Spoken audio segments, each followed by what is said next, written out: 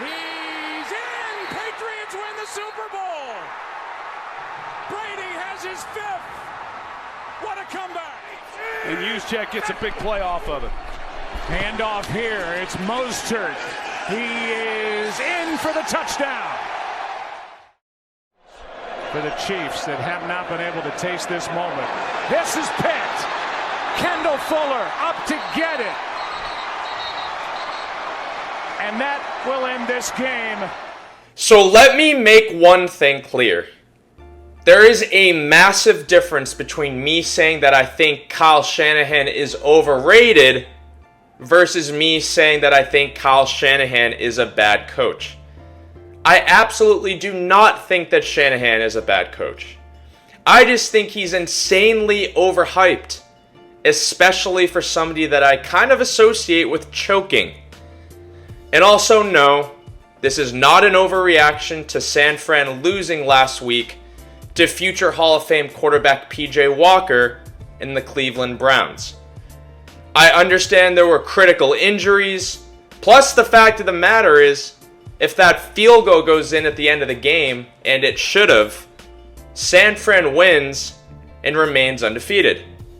I mean, the 49ers are easily one of, if not the best teams in the NFL right now. I mean, the roster is absolutely stacked. I mean, they literally have 5 or 6 guys on offense that you would start on your fantasy football team. An incredible offensive line, a top-ranked defense. I mean, the team's an absolute wagon. And strong regular seasons are nothing new for Kyle Shanahan. I just think he's just insanely overrated. And there are at least 5 or 6 coaches that I would rather coach San Francisco than Kyle Shanahan. I mean, Sean McVay, Bill Belichick, Andy Reid, Mike Tomlin, Pete Carroll, even John Harbaugh, because they've all done the one thing that Kyle Shanahan has been unable to do. And that is close. In Kyle Shanahan's whole career, he just has failed to close. 3 strong quarters and then completely flames out. I mean, if we rewind all the way back to when he was the OC of Atlanta in 2016, the choking started there. I mean, that's the 28-3 year, right? The Atlanta Falcons get up 25 points to the New England Patriots. All Kyle Shanahan had to do as the offensive play caller is call runs. I mean, it was that simple. But instead, he was like me in Madden. Just pass, pass, pass. And I suck in Madden too.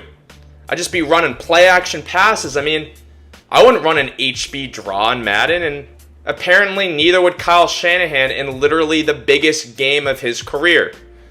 So then the Falcons go on to lose, and Shanahan is a big part of one of the biggest collapses in sports history. So then Shanahan moves on to the San Francisco 49ers as the head coach. I mean, it was deserved. Atlanta was the top-ranked offense, and Shanahan, innovative guy, deserved to be the head coach. So they get Jimmy G, and they get to the Super Bowl in 2019. And so once again, a Kyle Shanahan team is up in the fourth quarter. San Fran was up 10 points in the fourth quarter. I think analytics had them with like a 96% chance to win the Super Bowl at one point. But guess what happened? Shanahan overthought it, called too many passing plays, Jimmy G threw an interception, and Kansas City would go on to score 21 unanswered points, and then ultimately win the Super Bowl. So then once again, another fourth quarter where Kyle Shanahan's biggest enemy was himself. So then the year's 2020, and Tom Brady announces he's leaving the New England Patriots, breaking my heart along the way. It was pretty obvious that Tom wanted to go to the San Francisco 49ers, but Kyle Shanahan didn't seem to want him. And in my opinion, I think it was because Kyle Shanahan felt if Brady came, that Brady would get all the credit and not Kyle. I mean, I've always felt like Shanahan's had this huge ego. And so ultimately, Kyle Shanahan chose a much worse version of Brady and Jimmy, a guy that can throw the ball like 13 yards down the field. And guess who ended up winning the Super Bowl in 2020? Yeah, Tom Brady. And you can tell in interviews that Shanahan deeply regrets passing on Brady.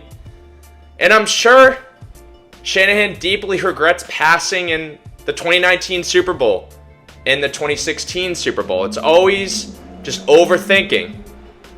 And so it just keeps going with Shanahan. In 2021, the NFC Championship game, Rams versus 49ers, and once again, Kyle Shanahan is up in the fourth quarter by 10, 17-7, and then collapse again, and the Rams go to the Super Bowl.